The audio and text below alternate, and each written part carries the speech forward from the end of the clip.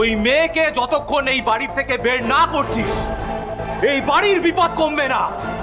ওর পাপের আগুনে এই বাড়ির সবাই সবাই জ্বলে পুড়ে ছারখার হয়ে যাবে।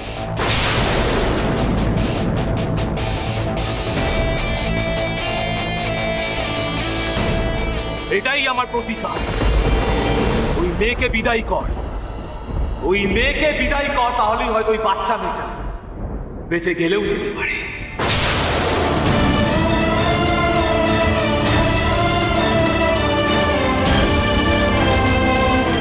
अलख निरंजन, अलख निरंजन।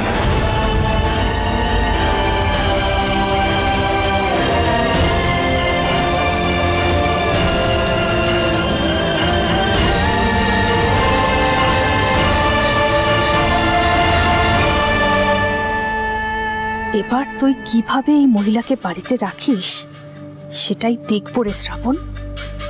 দেখি এর বড় দাদু ওনাকে এখানে রাখেন কিনা। দাদু, এবার তুমি কি করবে? ওই হরতুকি বাবার কথা শুনে মাকে বাড়ি থেকে বার করে দেবে, তাই তো?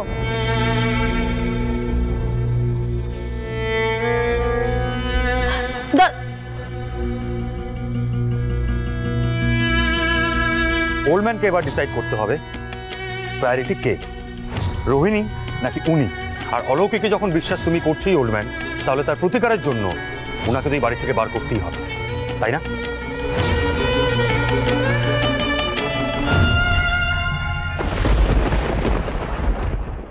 না, আমি কাউকে মাকে এ বাড়ি থেকে বার করতে দেব না, কাউকে না।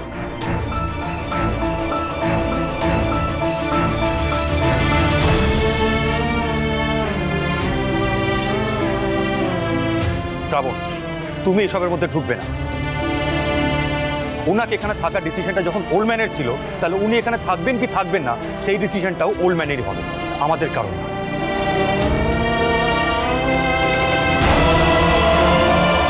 না দাদু, একটা সাধু বাবা এসে কি বললো না বললো তাতে তুমি মাকে বাড়ি থেকে বার করে দেবে?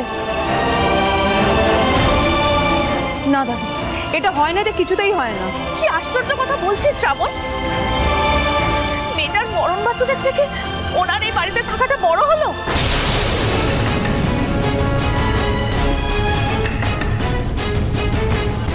একটা কথা বল, উনি যদি এই বাড়ি ছেড়ে চলে যান তাহলে আর যাই হোক উনি তো আর মারা যাবেন না। কিন্তু কিন্তু উনি যদি এখানে থাকেন আর আজ রাতে যদি রোহিণী মারা যায় তাহলে তো। না বৃষ্টি, অমন কথা মুখে আনবে না, কিচ্ছু হবে না।